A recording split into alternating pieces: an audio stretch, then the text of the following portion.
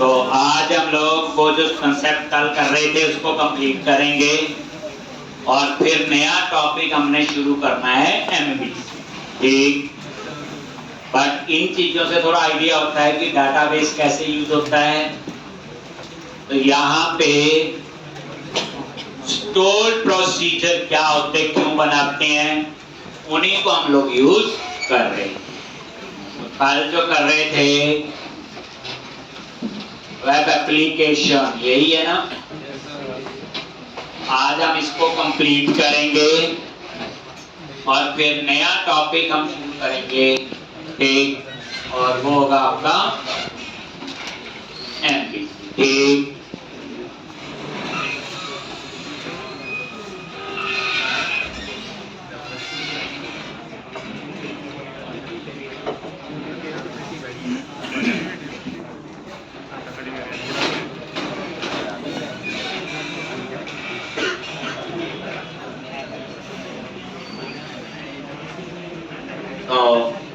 हम लोग login page पे काम कर रहे थे।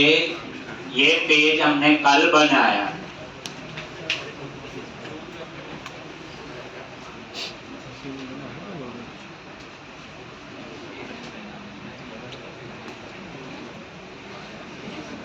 तो अब हमारी रिक्वायरमेंट क्या है, यूजर नेम पासवर्ड एंटर करेंगे। अगर ये यूजर नेम पासवर्ड ठीक है तो एम्प्लॉय वाला पेज ओपन होना चाहिए। अगर यूजर नेम गलत है तो मैसेज आ जाए रॉन्ग यूजर नेम। अगर पासवर्ड गलत है तो मैसेज आ जाए रॉन्ग पासवर्ड।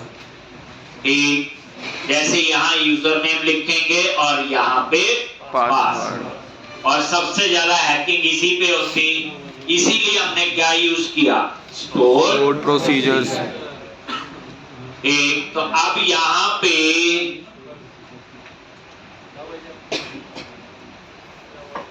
ये डिजाइन ही बनाया था और इसके लिए हमने स्टोर प्रोसीजर बनाया हुआ जिसका नाम क्या है, लॉगिन चेक। याद है?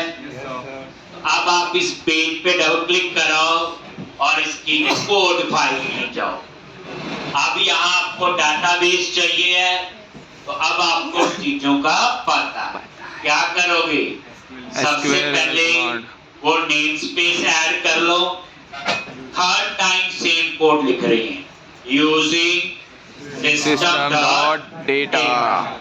डेटा नेम स्पेस में कॉमन क्लासेस हैं जो हम किसी भी डाटाबेस के साथ यूज कर सकते हैं। Using configure system dot data dot SQL client. इसमें वो क्लासेस हैं जो सिर्फ माइक्रोसॉफ्ट एसक्यूएल सर्वर के साथ यूज होती हैं। यूजिंग सिस्टम डॉट कॉन्फ़िगरेशन, इसमें वो है जो आपकी वेब कॉन्फ़िग के साथ यूज होती है। ठीक,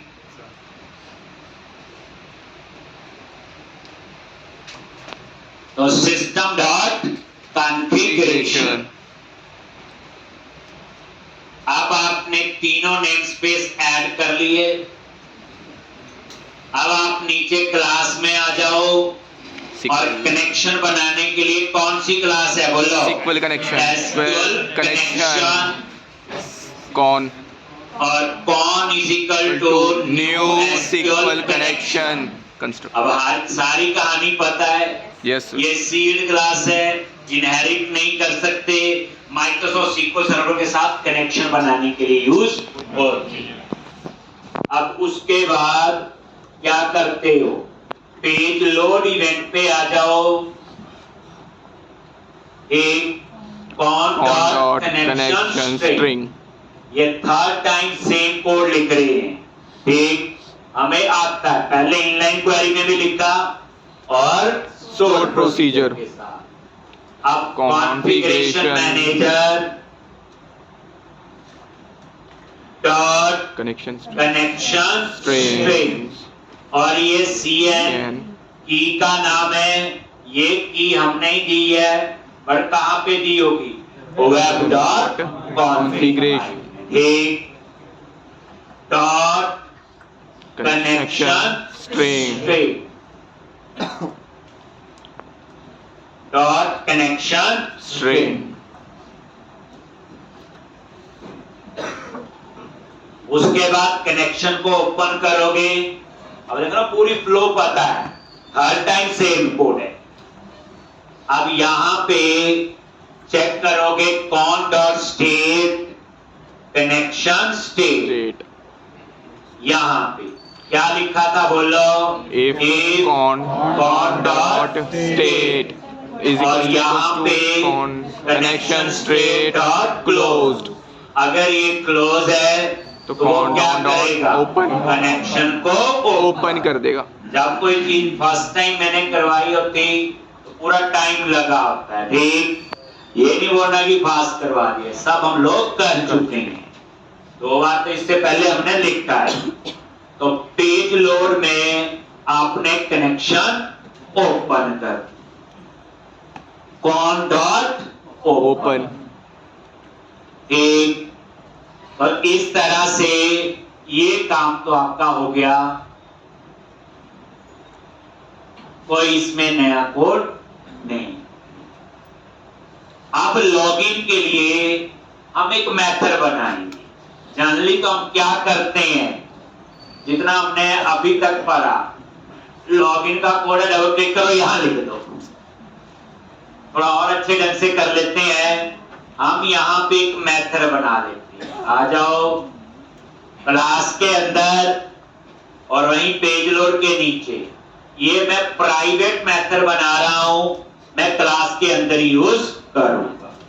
रिटर्न टाइप उसकी दे दी इंटीजर, ये वही इंट है जो 4 बाइट्स है, जैसे इंट 32।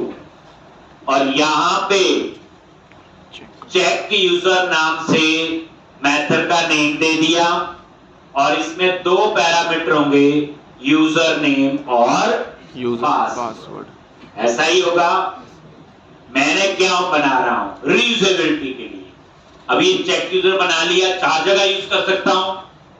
अगर उसके कोड में लिखा तो बाद में भी करना पड़ेगा, तो ऐसे भी आप लोग कर सकते हैं। तो ये चेक की यूजर नाम से मेथड बनाएंगे, और उसके बाद इस मेथड को फिर इस लॉगिन के क्लिक में कॉल करें। तो अभी हम बना रहे हैं। तो सबसे पहले क्या कोड आएगा बोलो? SQL command SQL command cmd आता ही है, is equals to new SQL command, और ये उसका कंस्ट्रक्टर है। और यहाँ कमांड टेक्स्ट में क्या लिखोगे? लॉगिन check लॉगिन चेक क्या बोलो? stored procedure है, नेम है। ये बड़े गुस्से से देख रहे, हमने बनाया था।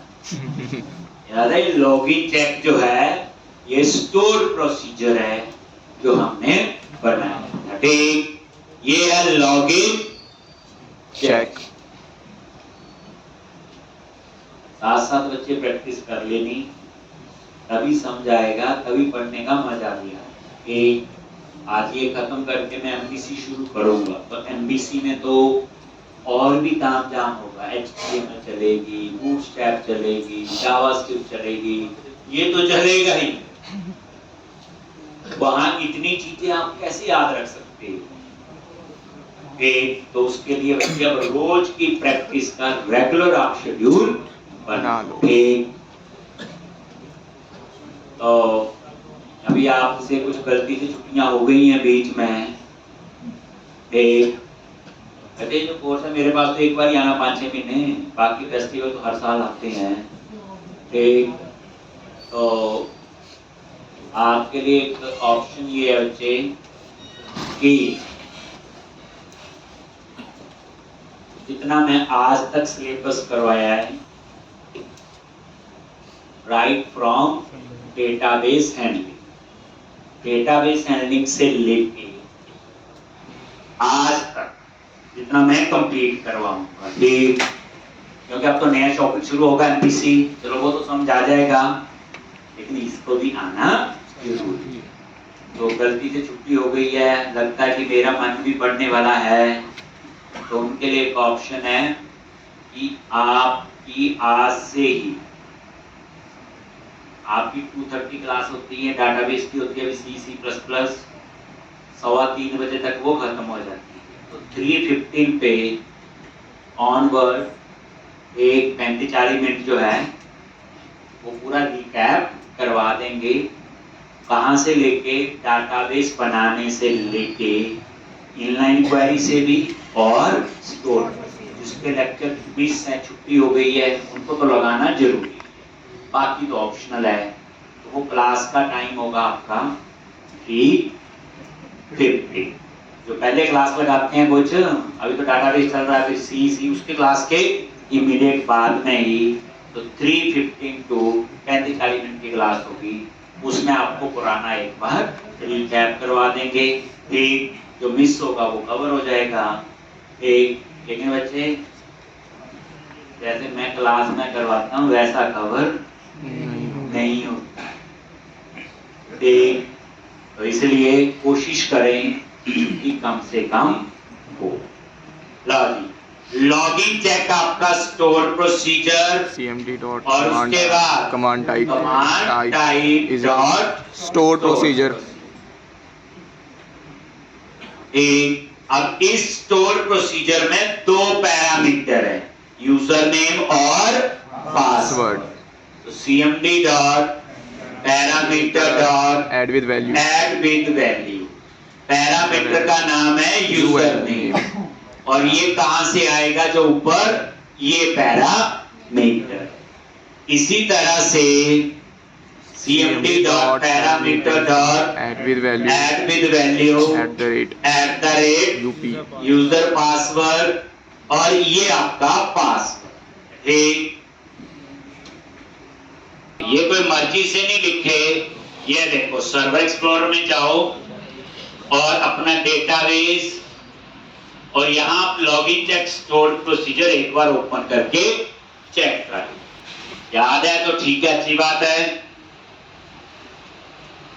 अब यहां पे नया कंसेप्ट क्या है, लॉगिन चेक जो स्टोर प्रोसीजर है वो वैल्यू रिटर्न कर रहा है।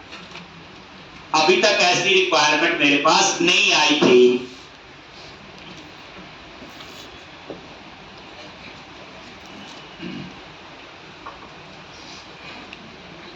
ये स्टोर प्रोसीजर और ये लॉगिन चेक। राइट क्लिक किया इस पे, क्लिक ऑन ओपन।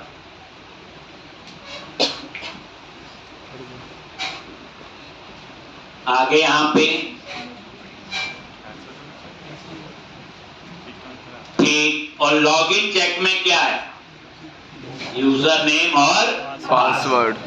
ये 2 पैरामीटर है, याद है, यूएन और up और ये स्टोर प्रोसीजर वैल्यू रिटर्न कर रहा है। अगर 1 रिटर्न कर रहा है तो यूजर पासवर्ड ठीक है, -1 रिटर्न कर रहा है तो यूजर नेम गलत है, -2 रिटर्न कर रहा है तो पासवर्ड। याद आ गया। तो ये 2 पैरामीटर थे, ये दोनों, एक में यूजर नेम और एक में पासवर्ड। अब ये जो स्टोर प्रोसीजर जब एग्जीक्यूट होगा वैल्यू रिटर्न करेगा। तो अगर C++ का फंक्शन होता तो मुझे पता है int a equal to function का नेम, वैल्यू रिटर्न हो जाती है। लेकिन डाटाबेस में वैल्यू पास करनी तो भी पैरामीटर और वैल्यू रिटर्न करनी तो भी पैरामीटर। तो अब मुझे एक अपना पैरामीटर बनाना पड़ेगा, कैसे? उसके लिए क्लास है बच्चे SQL पैरामीटर। और ये पैरामीटर का नेम और न्यू के बाद उसका कंस्ट्रक्टर, और ये पैरामीटर का नाम दे दिया @array। वैल्यू रिटर्न हो गया, ये ना कुछ भी नाम रख लो इसका। सीक्वल में @ ही लगता है, चाहे वेरिएबल है चाहे पैरामीटर है। देख लो, आपने नोटिस किया होगा, पैरामीटर है तो भी @, ये एक वेरिएबल डिक्लेयर किया तो भी @। तो मैंने एक नया पैरामीटर मर्जी का, जिसमें डाटा रिटर्न हो के आएगा, हमारी मर्जी का नाम। अब इसकी डाटा टाइप क्या होगी, बोलो? इसकी डाटा टाइप इंटीजर ही हो सकती है, लिखवाया हुआ। Store procedure only return integer value. यही तो डिफरेंस लिखवाया था।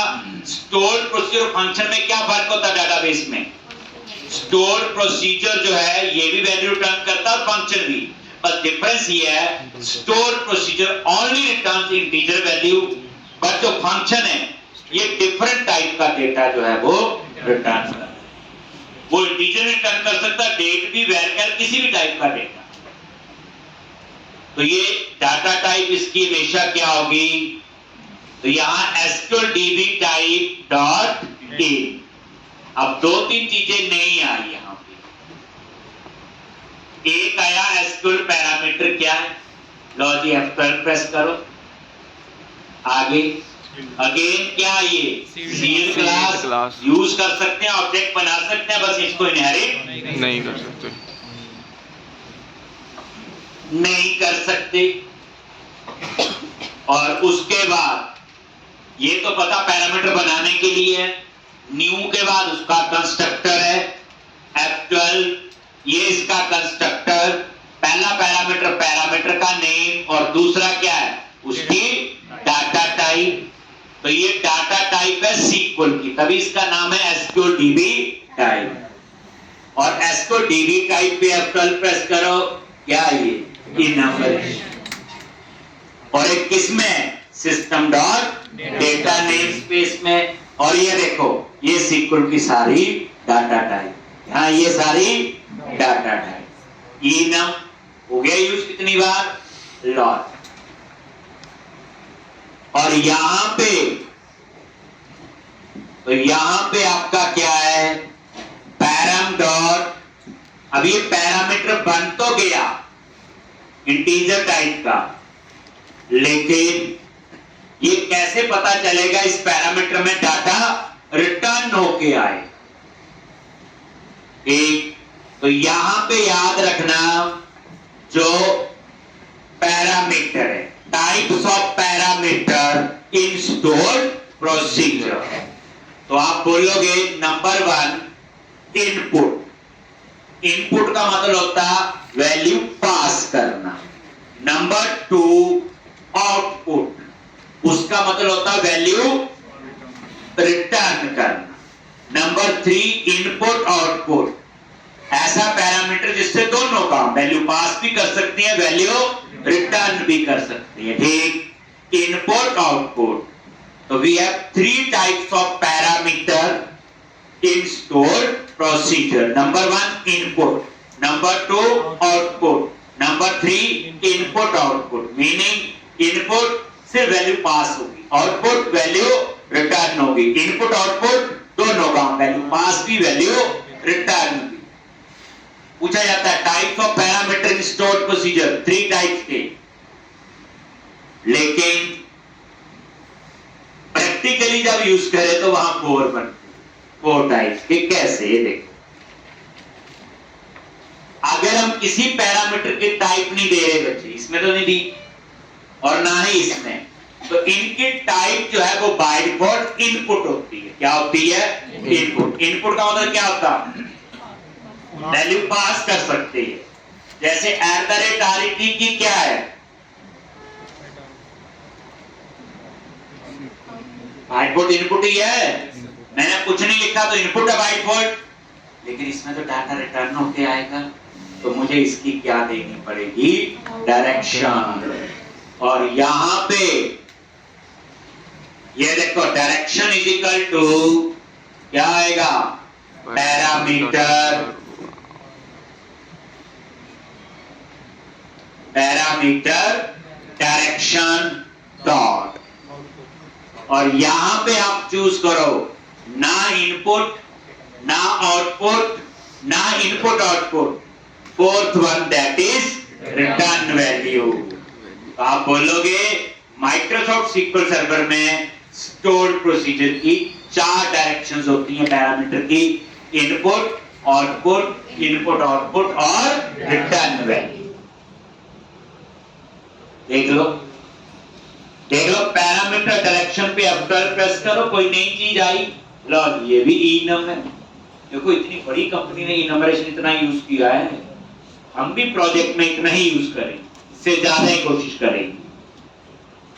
ये है जो उपसमनपरी होती है, 15-18 चीजें आप देख लेना, सारी धीरे धीरे आपको नजर यहां आ जाएंगी। तो ये वही नंबरेशन 4 ही है ना, देखो डायरेक्शन इनपुट आउटपुट और रिटर्न वैल्यू। ठीक, तो अब मैंने इसकी डायरेक्शन क्या दे दी, बोलो, रिटर्न वैल्यू। अब इस पैरामीटर में वैल्यू रिटर्न होके आए। ठीक, लेकिन वैल्यू आएगी कब, पहले पता तो चले ये पैरामीटर है किसका। तो आप लिखो cfd dot parameter dot add और ये पैरम पास कर, इसे एसक्यूएल कमांड में पास तो करो ना, जैसे लिखे पैरामीटर ऐड, इसमें वैल्यू है, इसमें वैल्यू नहीं है। तो cmd dot parameter dot add, और ये देखो पैरामीटर्स डॉट ऐड पे अब प्रेस करो, ये देखो किस टाइप का है, एसक्यूएल पैरामीटर। एप्पल जो भी नहीं चाहिए देखो जो कुछ ना कुछ तो जरूर समझ आएगा। लो, तो अब ये पैरामीटर अगर मैं ये लाइन ना लिखूं तो पैरामीटर बन गया, लेकिन ये इसके साथ यूज हो रहा नहीं, इस लाइन से इसे पता चल गया वो इस एसक्यूएल कमांड के साथ यूज हो रहा है, और फिर पता चल गया फिर इस स्टोर प्रोसीजर के साथ ये यूज हो, इसमें ही तो है। लेकिन इस पैरामीटर में डाटा तभी आएगा जब स्टोर प्रोसीजर एग्जीक्यूट होगा। अब देखो स्टोर प्रोसीजर जब एग्जीक्यूट होगा, लॉगिन चेक, तो यहां दो पैरामीटर पास करेंगे, यूजर नेम और पास। अब वो यूजर नेम पास पर यहां पास होंगे, ठीक भी हो सकता गलत भी। मान लो यूजर नेम गलत है तो @RET में क्या वैल्यू आएगी, -1।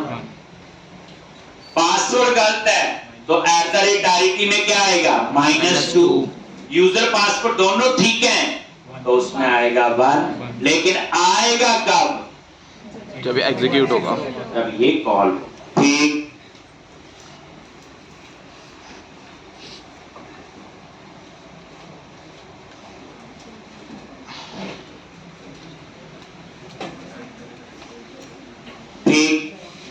तो जब एग्जीक्यूट नॉन क्वेरी क्या करेगा, इस स्टोर प्रोसीजर को एग्जीक्यूट करेगा, जैसा यूजर ने पासवर्ड पास किया होगा उसके अगेंस्ट वैल्यू रिटर्न होके @RET में आ जाए।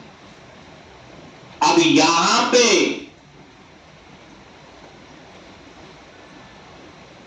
क्या करोगे, जो वैल्यू रिटर्न होके आई अब उसको रीड तो कर लेंगे। तो यहां पे इंटीजर टाइप का एक वेरिएबल ले लिया कि अब पैरामीटर की वैल्यू कैसे, अब एक चीज और समझो, ये कैसे पता चला इसमें वैल्यू रिटर्न होके आएगी, क्योंकि इसकी डायरेक्शन क्या दी, रिटर्न वैल्यू। और एक चीज याद रखना, रिटर्न वैल्यू वाला एक ही पैरामीटर हो सकता है, एक से ज्यादा नहीं हो सकता। कल को मान लो दो रिटर्न वैल्यू हो गई, वो कंफ्यूज हो जाएगा, लेकिन दो कभी हो ही नहीं सकती। रिटर्न वैल्यू वाला जो पैरामीटर है वो एक ही हो सकता है। अब उन्हें मुझे तो एक से ज्यादा वैल्यू रिटर्न करनी है, वहां यूज करेंगे आउटपुट डायरेक्शन। कौन सी, आउटपुट डायरेक्शन।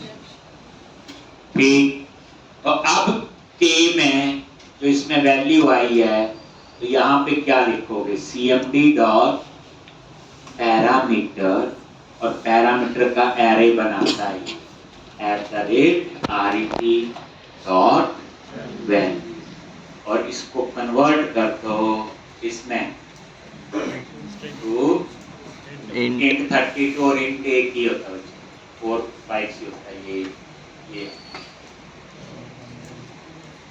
अब आपके माइंड में ये क्वेश्चन आया होगा कि कन्वर्ट क्यों, क्योंकि @RET तो इंटीजर ही है। अब आपको पता है ये कॉलम पैरामीटर का क्या बना है, एरे। अब ये एरे किसका है, खुद देखो, एक पैरामीटर @UN, ये किस टाइप का, varchar का, @UP varchar, @RET इंटीजर, ऐसे को डेट टाइम डबल डेसिमल। तो जब अलग अलग टाइप का डेटा स्टोर हो रहा हो तो वो एरे ना स्ट्रिंग का होता है ना इंटीजर का, वो एरे होता है एरे ऑफ ऑब्जेक्ट्स, जिसको हम क्या कहते हैं, कलेक्शन। कलेक्शंस क्या होती, एरे ऑफ ऑब्जेक्ट्स। तो अब क्या होगा यहां पे, ठीक के में आपका क्या आ जाएगा, बोलो, जो ये वैल्यू है।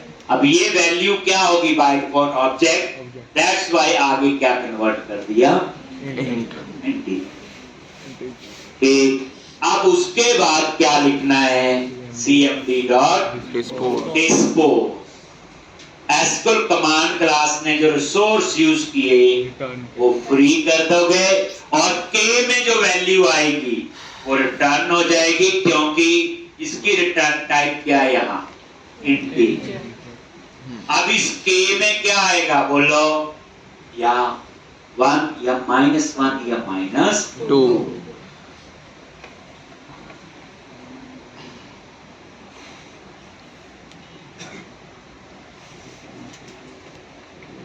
कोई भी एप्लीकेशन बनाओ, हर एप्लीकेशन में रजिस्ट्रेशन तो होगी, साइन अप और लॉगिन भी।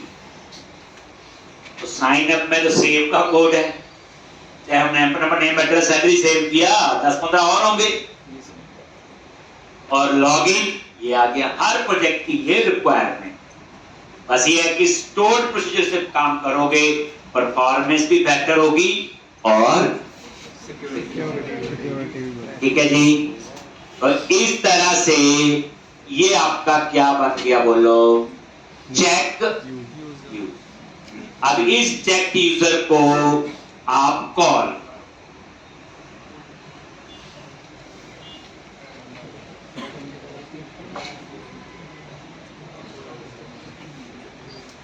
ये जो चेक यूजर है आप उसको कॉल करो, कहां पे, लॉगिन बटन के क्लिक आगे, और यहां पे इन डी, और ये देखो ये चेक यूजर, और यहां पे टेक्स्ट बॉक्स 1 में क्या है, बोलो, यूजर नेम, और टेक्स्ट बॉक्स 2 में क्या है, पासवर्ड।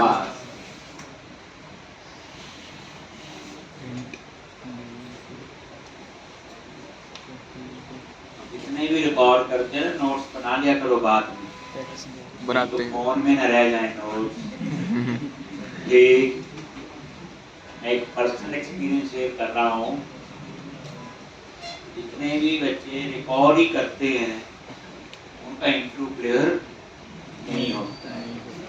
जब बच्चे आप कोड को लिखोगे, गलती करोगे, फिर उसको ठीक करोगे, कितना सीखोगे खुद अंदाजा लगाओ। मैंने देखे हैं काफी बच्चे, तो मैं ये नहीं कहता रिकॉर्ड करो, बाद में इसके नोट्स भी पूरे बनाओ। वीडियो है, रिकॉर्डिंग जो थोड़ा बहुत किया होता है, इसको सिर्फ हेल्प के लिए है कि नहीं याद कर बस के देख लेते हैं, देख, तो कोशिश किया करो कि बिना उसको यूज किए, क्योंकि नोटबुक पे जब लिखोगे थोड़ी गलती होगी, मैं यही तो चाहता हूँ गलती हो, फिर उस गलती को तो ठीक करो, तभी तो कोड पूरा समझ आए। जितना हम इजी करते जाएंगे, हमारे कंसेप्ट उस तरह से क्लियर नहीं होते। सिंपल सी बात है बच्चे, गलतियों से सीखता है इंसान, ये तो सुना हुआ आपने, कोडिंग भी गलतियों से सीखी जाएगी।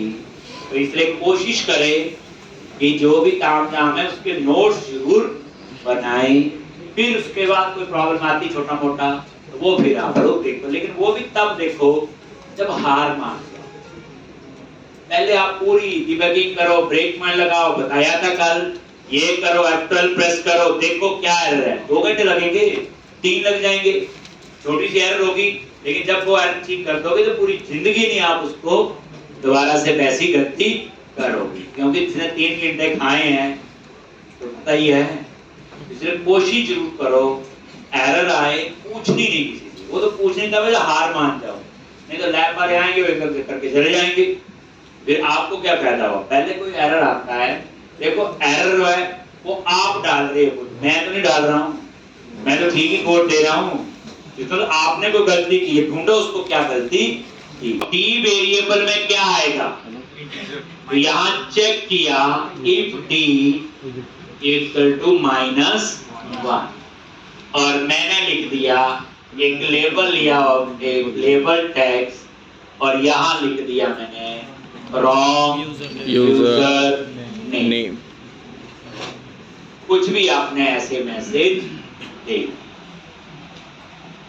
और फिर इफ टी इक्वल टू -2 और यहां पे रॉन्ग पासवर्ड। अब समझ आ गई क्यों दी थी वैल्यू ये?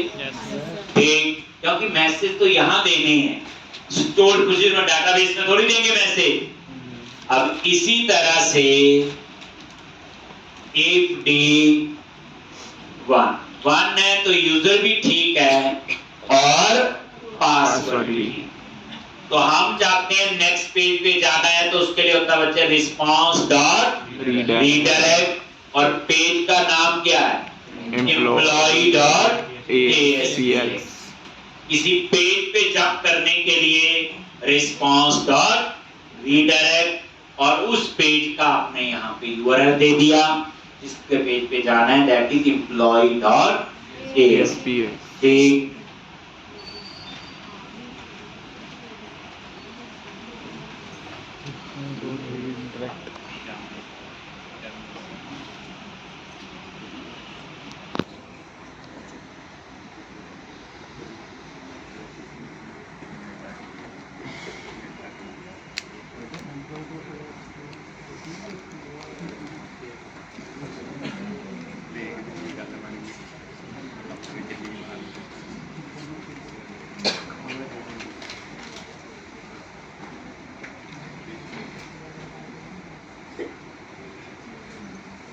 ठीक, तो अब आपने ये समझाया कोड बच्चे, चेक यूजर बनाया और कॉल किया, नहीं तो हम सीधा कोड यहां भी लिख सकते थे रीयूजेबिलिटी के।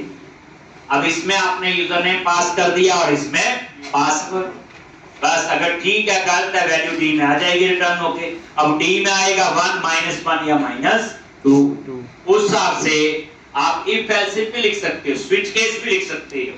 ठीक, तो मैंने अभी फिलहाल ऐसे ही लिखा। अब हम इसकी क्या करेंगे, टेस्टिंग।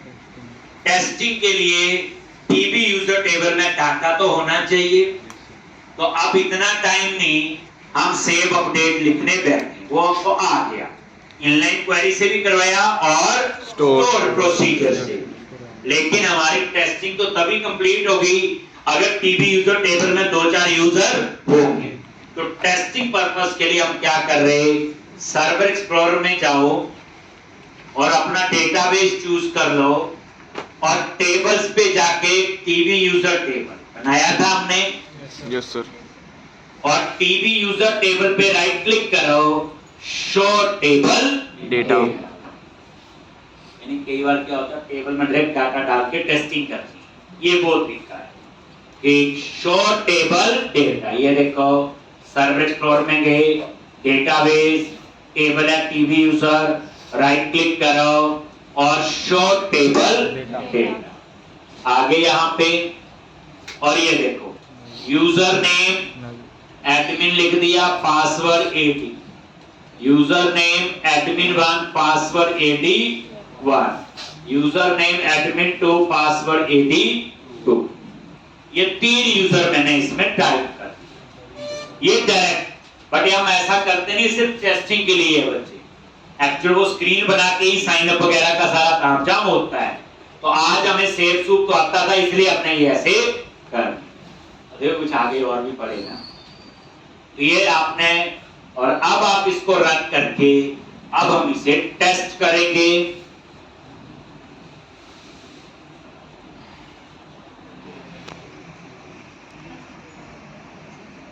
लॉगिन स्क्रीन स्टार्टअप, ये देखो यूजर गलत, पासवर्ड भी गलत, तो पहले यूजर ही चेक करेगा। मैसेज आ गया रॉन्ग यूजर नेम, अभी लेबल में दिखा रहे हैं, बाद में बड़ी बड़ी डायलॉग बॉक्स हमारे पास होते हैं। अब यूजर नेम तो ठीक है, पासवर्ड गलत लिख दिया और यहाँ पे रॉन्ग पासवर्ड, मैसेज चेंज हो गया। अब पासवर्ड भी ठीक है, AD मान लो, और लॉगिन पे क्लिक किया और किस पे आ गया, एम्प्लॉय वाले पेज। खत्म हो गया। लो, अब आपका काम क्या है, इस पूरे सिस्टम को, स्टोर प्रोसीजर वाले को स्पेसिफिक कम से कम 2 बार तो आप लोग कर पूरा, पहले स्टोर भी बनाने, फिर उनको यूज करना। सिंपल सेव अपडेट तो आसान ही थे, बस एक लॉगिन वाला जरूर आप लोग बनाओगे। तो ये था सारा तामझाम जो आपको आना चाहिए। ठीक, तो ये मैंने ASP.NET का थोड़ा बताया आपको। अब हम लोग शुरू करेंगे नया टॉपिक है बच्चे, MVC, और इसमें 1 महीना तो मैंने लगाना है, 2 दिन ऊपर नीचे लेक्चर हो सकते हैं, और ये आना ही चाहिए। आप ये लेके चलो, MVC जो है आर्किटेक्चर है एक, और ये जावा में भी होगा, पाइथन में भी है, PHP में भी है, .NET में तो हम लोग पढ़े, ऑलमोस्ट मैक्सिमम में ये होता है। और अब कोडिंग का तरीका थोड़ा सा और अलग होगा। तो सॉल्यूशन बच्चे यही है, प्रैक्टिस। आज टाइम मिला है तो इस एप्लीकेशन को, कंप्यूटर में इतना टाइम नहीं देता कि पुरानी प्रैक्टिस आप करते हो, नया यूज होगा उसकी करनी पड़ेगी, नहीं तो इसलिए कोशिश करें कि आज ये कंप्लीट होना चाहिए। तो अब हम नया टॉपिक शुरू करने जा रहे, MVC, मॉडल व्यू कंट्रोलर। पहले हम समझेंगे ये MVC क्या कहानी है, क्यों हमें पढ़नी पड़ी। मॉडल व्यू कंट्रोलर, अभी हमने पहले क्या पढ़ा, ASP.NET जो आपने अभी किया, उसमें क्या होता था, मेन डिफरेंस उसमें जो थी, आपने देखा एक पेज बनता था ASPX एक्सटेंशन से, एक पेज बनता था ASPX.CS, और ये जो होती थी आपकी, ये टाइटली कवर्ड, बताया था टाइटली कवर्ड, इसका मतलब है एक पेज दूसरे पे डिपेंडेंट। देखा होगा, वही लिखते हैं कोड सारा, देख ही लिया आपने कई बार। लेकिन जो MVC है, ये आपका क्या होता है, लूजली कपल्ड। ठीक, ये लूजली कपल्ड है, इसमें सारी कोड की डिवीजन होगी, वो बाद में लिखना, बाद अभी इतना याद रखो कि लूजली कपल्ड। मैं पूरा आर्किटेक्चर MVC का समझाऊंगा, अपने आप ये समझाएगा कि इसका मीनिंग क्या। टाइटली कपल्ड ASP.NET, तभी ना। अब ASP.NEट की जगह MVC क्यों पढ़ना पड़ रहा है, तो एक आंसर दे दोगे कि MVC जो एप्लीकेशन है वो क्या होती है, लूजली कपल्ड। लूजली कपल्ड होती। जब मैं पूरा एक्सप्लेन करूंगा आर्किटेक्चर, तब आपको वो पता। ठीक, तो MVC क्या आपका, मॉडल व्यू कंट्रोलर। मॉडल, मैं यहां ना बीच में कंट्रोलर लिखता हूं, और व्यू, मॉडल कंट्रोलर व्यू है, MVC है, ये नहीं कि कोई अलग चीज है। मॉडल व्यू कंट्रोलर एक ही बात है, समझाने के लिए मैं ऐसे लिखता हूं। तो पहली बात है MVC, जब आप बोलोगे मुझे MVC आता है, तो बच्चे MVC एक जनरल टर्म है। MVC किस में आता है, जावा में, पाइथन में, PHP में, .NET। तो यहां आपको बताना पड़ेगा कि वे जो हम MVC पढ़े हैं वो है दैट इज इन ASP.NET। जावा में होगा तो जावा, लेकिन जो मैं इसकी कहानी बताऊंगा वो कॉमन है, वो अलग नहीं। सिर्फ ये होता है सिंटैक्स, जैसे मैं यहाँ C# का कोड लिखूंगा तो यहाँ सिंटैक्स C# के होगी। ठीक, PHP है तो मैं PHP का कोड लिखूंगा, जावा होगी तो जावा का लिखूंगा, सिंटैक्स है। तो ये जो हम पढ़ने जा रहे दैट इज ASP.NET MVC। अब यहां पे मॉडल, सबसे पहले मॉडल क्या चीज, एक इससे भी पहले बच्चे आपको एक और पता होना चाहिए, 2 टायर आर्किटेक्चर, 3 टायर आर्किटेक्चर और n टायर आर्किटेक्चर। फिर हम इस पे आते हैं, उसका नॉलेज पहले होना चाहिए, थ्योरी है वो और कुछ नहीं। और आता है प्रोजेक्ट मॉडलिंग 2 टायर TIER, दूसरा टायर ना सोच लेना, 2 टायर आर्किटेक्चर जैसे ये प्रोजेक्ट मॉडलिंग होते, कोडिंग नहीं है जो मैं अभी बताऊंगा। देखो, एक होती डेटाबेस टायर, जहां आपका डाटाबेस है, टेबल है, स्टोर प्रोसीजर है, प्राइमरी की, आता हमें जितना मैंने करा उतना तो आ गया। That is your database tyre, जिसका हमें नॉलेज है। और दूसरी जो होती है आपकी, दैट इज प्रेजेंटेशन टायर, जो हम आज तक काम कर रहे थे, that is 2 tier architecture, database tyre और प्रेजेंटेशन टायर। इसमें होता क्या है, डाटाबेस टायर में आ गया ना बच्चे, डाटाबेस, टेबल, स्टोर प्रोसीजर, ये डाटाबेस का सारा काम था। प्रेजेंटेशन टायर, जो आप स्क्रीन बना रहे थे, लॉगिन की स्क्रीन बनाई, एम्प्लॉय की स्क्रीन बनाई, जो हमें नजर आ रही, दैट इज प्रेजेंटेशन टायर। तो 2 टायर आर्किटेक्चर में होता क्या है कि प्रेजेंटेशन टायर में हम डायरेक्ट डाटाबेस टायर को एक्सेस करते हैं, यानी प्रेजेंटेशन टायर में हम डायरेक्ट किसको एक्सेस करते हैं, डेटाबेस टायर।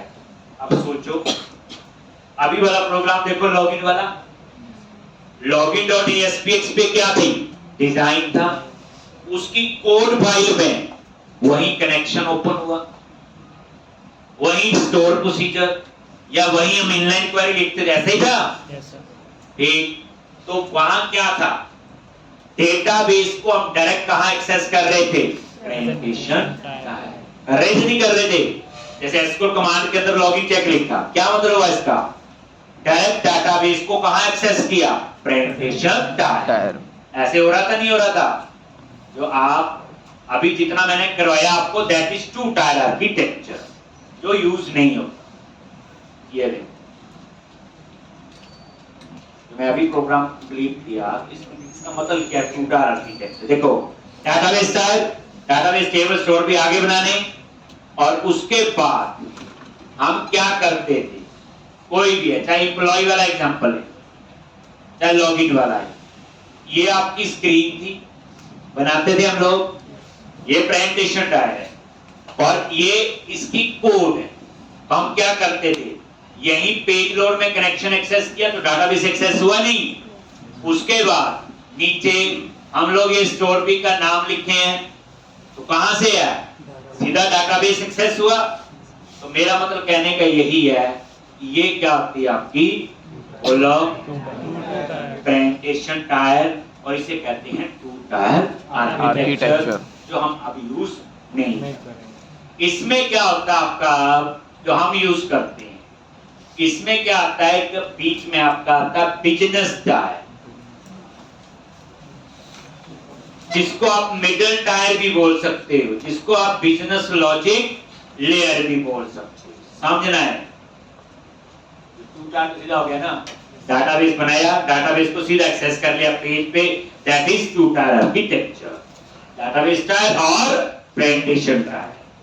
लेकिन यहां क्या है, डाटाबेस टायर अलग होगी, ठीक है, उस डेटाबेस टायर को एक्सेस करने के लिए हम बनाते हैं बिजनेस टायर, मिडिल टायर या बिजनेस लॉजिक लेयर, एक ही बात है। बिजनेस टायर, मिडिल टायर या बिजनेस लॉजिक,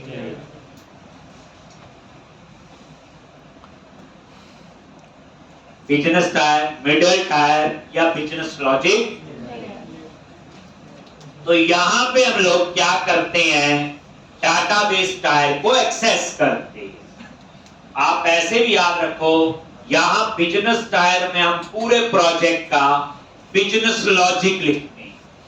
क्या लिखते हैं, बिजनेस लॉजिक, और इस बिजनेस लॉजिक में हम डाटाबेस टायर को एक्सेस करते हैं।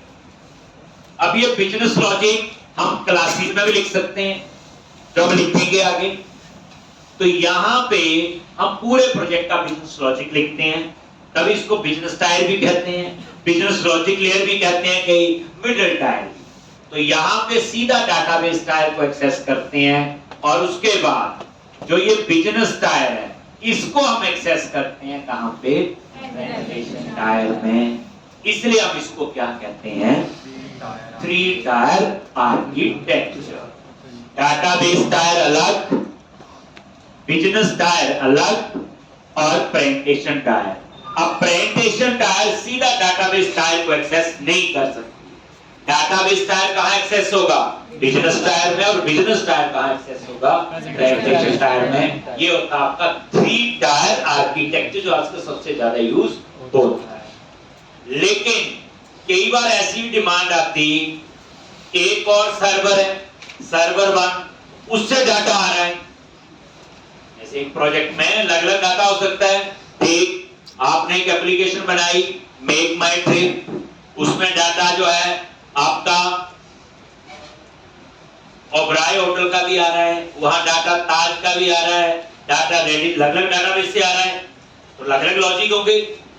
तो जब आपको लगता है कि मान लो एक और सर्वर से डाटा आ रहा है, सर्वर 1, तो ये नहीं बोलना कोटा है, फिर बोलोगे नहीं इस प्रोजेक्ट में तो सर्वर 2 से भी डाटा आ रहा है, लॉजिक तो उसका भी लिखेंगे, ठीक, और सर्वर 3 से भी आ रहा है मान लो, तो इसको हम कहते हैं एंटायर आर्किटेक्चर।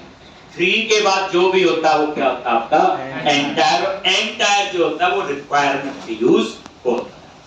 जैसे एक प्रोजेक्ट में किसी और जगह से डाटा आ रहा है, उसका लॉजिक अलग होगा, किसी और से आ रहा है, तो दैट इज एंटायर आर्किटेक्चर। ठीक, तो बाय डिफॉल्ट तो हमारा काम 3 टायर आर्किटेक्चर से होगा। तो एक चीज और आपको पता चल गई, एमबीसी जो है वो 3 टायर आर्किटेक्चर को फॉलो करता है। इसको करता है 3 टायर। ठीक, एमबीसी जो है, अब 3 टायर आर्किटेक्चर अलग अलग डिवीजन हो गई सारी, ठीक, तो इसमें फिर एक दूसरे की डिपेंडेंसी रहेगी, तभी तो बनेगा ये लूजली कपल्ड। ठीक, अब यहां पे ये थे हम लोग, तो ये था 3 टायर आर्किटेक्चर। याद रखना है एमबीसी 3 टायर आर्किटेक्चर को फॉलो करता है, इसलिए मुझे बताना बहुत जरूरी। 3 टायर आर्किटेक्चर। ठीक, जैसे हमारे पास एक मॉडल्स नाम का फोल्डर होगा, जहां हम लोग मॉडल्स बनाएंगे। मॉडल कुछ नहीं है, आपकी क्लासेस। पहली बात कंफ्यूज नहीं करना, मॉडल कुछ नहीं है, क्लासेस हैं। अब वो क्लासेस किस लैंग्वेज में, हम तो सी शार्प में बनाएंगे, जावा वाला जावा बनाएगा, पाइथन वाला पाइथन में, पीएचपी वाला पीएचपी। तो मॉडल जो है दैट इज योर क्लासेस, और यहां पे हम लोग पूरे उसकी एप्लीकेशन का बिजनेस लॉजिक यहां या लिखेंगे। ठीक, तो ये जो मॉडल है कुछ नहीं है, क्लासेस हैं, और यहां मैं बिजनेस लॉजिक लिखूंगा, लिखना मैं आपको बताऊं। उसके बाद लॉजिक तो लिख लिया, लॉजिक क्या है, सेव का कोड, अपडेट का कोड, डिलीट का कोड, डिस्प्ले का कोड, कुछ भी हो सकता है। कंट्रोलर, अगेन आपकी कंट्रोलर भी क्या है, क्लासेस हैं, जो लैंग्वेज आप यूज कर रहे हैं। ठीक, और इसी तरह से व्यू, व्यू क्या आपका बोलो, व्यूज है जो हमें स्क्रीन पे नजर आता है, जिसे प्रेजेंटेशन हम कहते हैं, और उसकी एक्सटेंशन क्या होती है, डॉट CSHTML। तो पहली बात है, ये आपस में कंट्रोलर क्या है, ये मेन हार्ट है, याद रखना है एमबीसी। कंट्रोलर को आप बोलोगे that is your request handler. क्या बोलोगे इसको, रिक्वेस्ट हैंडलर। जैसे आपकी जो रिक्वेस्ट है वो किसके पास जाएगी, कंट्रोलर के पास। क्या रिक्वेस्ट जाएगी, जैसे मान लो आप चाहते हो एम्प्लॉय का डाटा डिस्प्ले करना, तो आपकी रिक्वेस्ट किसके पास गई, कंट्रोलर। कैसे जाएगी वो प्रैक्टिकली बात है, हमारी रिक्वेस्ट जाएगी कंट्रोलर के पास कि भाई मुझे एम्प्लॉय मॉडल से या एम्प्लॉय टेबल से मुझे डाटा डिस्प्ले करवाना है। तो कंट्रोलर के पास रिक्वेस्ट की, कंट्रोलर मॉडल में जाके देखेगा कौन सी इंफॉर्मेशन चाहिए, वो मॉडल से एक्सेस करेगा और उस इंफॉर्मेशन को पास करेगा व्यू। तो हमारी रिक्वेस्ट किसके पास गई? कंट्रोलर के पास। कंट्रोलर मेन हार्ट है आपका एमबीसी। तो हमारी रिक्वेस्ट कंट्रोलर के पास गई, कंट्रोलर देखेगा मॉडल से क्या इंफॉर्मेशन चाहिए, वो वहां से वो इंफॉर्मेशन फेच करेगा और उस इंफॉर्मेशन को किसको पास करेगा? व्यू। व्यू में तो एचटीएमएल है, बूटस्ट्रैप होगी, डिस्प्ले अच्छा होगा, प्रेजेंटेशन अच्छी होगी, दैट इज व्यू। अब मैं आपको और सिंपल बताता हूं। चलो हम लोग कोई वेबसाइट खोलते हैं, जैसे अगर वो वेबसाइट एमपीसी आर्किटेक्चर में बनी है, याद रखना बच्चे एमपीसी एक प्रोजेक्ट बनाने का तरीका है या एक सिस्टम है, इसलिए यूज हो रहा है ताकि कोई डेवलपर जो अपनी मर्जी से ना तरीका बना ले वो फिर फंस जाए बाद में। होता क्या है ना, एक प्रोजेक्ट पे काम कई लोग कर रहे होते हैं, एक डेवलपर ने जॉब छोड़ी दूसरी जगह चला गया, उसी जगह दूसरा आया और उसका आर्किटेक्चर ही भगवान ही जाने कैसा है।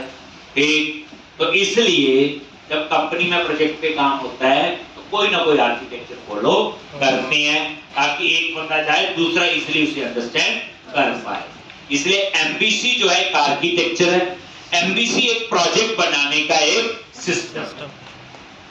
अब जैसे मैं आपको एमबीसी सिखा रहा हूं कि आप खुद सीख लो, कहीं और सीख लो, जॉब कर लो, सभी जगह एमबीसी ऐसा ही रहेगा जैसा मैं आपको सिखाऊं। तो इसका मतलब क्या हुआ? ये कॉमन आर्किटेक्चर है, आर्किटेक्चर तो चेंज कर सकता मैं, कोई भी नहीं कर सकता। तो इसलिए एमबीसी क्या है? प्रोजेक्ट बनाने का सिस्टम। ठीक, वही सिस्टम हमने फॉलो करना है। देखो सबसे पहले हम वेबसाइट खोलते हैं तो सबसे पहले क्या लिखते हैं? URL www.yahoo.com। ठीक, उसके बाद जैसे URL आपने लिखा तो आपकी रिक्वेस्ट किसके पास जाएगी? कंट्रोलर के पास। हमें 2-3 दिन तो इसका आर्किटेक्चर समझने में लगने हैं और ये समझ आ गया फिर कोडिंग में आसान। कंट्रोलर देखो URL में लिखा www.abc.com, देन रिक्वेस्ट किसके पास गई? कंट्रोलर। शर्त है कि वो एमबीसी आर्किटेक्चर में एप्लीकेशन बनी होनी चाहिए। कंट्रोलर में गई रिक्वेस्ट, अब हाथ से आपको कोई डाटा लेके आ तो फिर वो कहां जाएगा? बोलो मॉडल में। वो देखेगा मॉडल में है तो वहां से वो डेटा उठाएगा और उसको किसको पास करेगा? व्यू। किसको पास करेगा? व्यू। किस तरह? तो कंट्रोलर क्या हुआ? That is request handler. आपको कुछ भी काम करवाना है कंट्रोलर के पास पहले जाना पड़ेगा एमबीसी में, सिंपल सी बात है, ये पूरी बात याद रखो। मेरी रिक्वेस्ट एमबीसी के पास जाएगी, सॉरी कंट्रोलर के पास, और कंट्रोलर देखेगा मॉडल से क्या चाहिए, उस इंफॉर्मेशन को वहां से एक्सेस करेगा और व्यू को पास कर देगा। तो ये कौन मैनेज करता है? यहाँ कंट्रोलर। तभी मैंने कंट्रोलर सेंटर में लिखा समझाने के लिए। एमबीसी मॉडल भी कंट्रोलर ही है, लेकिन हमें प्रॉपर वे से समझने के लिए ये कंट्रोलर जो है ये क्या आपका एक रिक्वेस्ट हैंडलर है। हमारा जो भी काम करवाना है पहले हम जाएंगे कंट्रोलर के पास। कंट्रोलर देखेगा क्या डाटा चाहिए, वो घर का काम थोड़ी करवाना हमने, फिर क्या काम, तो वो देखेगा मॉडल से, हाँ जी एम्प्लॉय का डाटा चाहिए, मॉडल पे जाएगा, मॉडल बोले तो क्लास, ये बोला मैंने, वहां से जाएगा जो एम्प्लॉय डिस्प्ले वाली क्लास होगी उसको एक्सेस करेगा और उसका डाटा उठा के कहां पास कर देगा? व्यू में। ठीक, तो फिर अब ये बात तो तभी अच्छी लगेगी कि एक छोटा सा प्रैक्टिकल करके बताओ, तभी तो जाने हम लोग। तो इसमें बड़ा अच्छा आर्किटेक्चर है। जब एमबीसी एप्लीकेशन बनाएंगे तो उसमें मॉडल फोल्डर अपने आप होगा, कंट्रोलर फोल्डर अपने आप होगा और व्यूज फोल्डर अपने आप होगा। तो ही तो 3 टायर आर्किटेक्चर है, तो ही तो ये लूजली कपल्ड है। ठीक, तो ये पूरी चीजें आपकी यहाँ पे आएंगी। तो पहले हम लोग क्या करेंगे, एक छोटी सी एप्लीकेशन बनाएंगे, फिर इस आर्किटेक्चर को और अच्छे ढंग से हम समझेंगे। तो 2-3 दिन बच्चे इस आर्किटेक्चर को समझना है, कैसे एप्लीकेशन रन होती है, क्या कैसे स्टेप्स फॉलो करते हैं, बड़ा कुछ है इसके अंदर। इसमें वैलिडेशन, लेआउट, डिजाइन, अब आपका सब कुछ इसमें एक चीज कवर नहीं होगी, 5-7 चीजें हम लोगों ने इकट्ठे कवर कर दी। ठीक, बट बच्चे साथ साथ प्रैक्टिस कर लेना। ठीक, कितने के लेक्चर बार बार कवर करेंगे, फंस जाएंगे हम लोग। ठीक, तो इतना आप लोग ये पहले आप अभी एमबीसी वाला नहीं, उससे पहले करके आओ। एमबीसी तो हम कल ही मेन आगे शुरू करते हैं।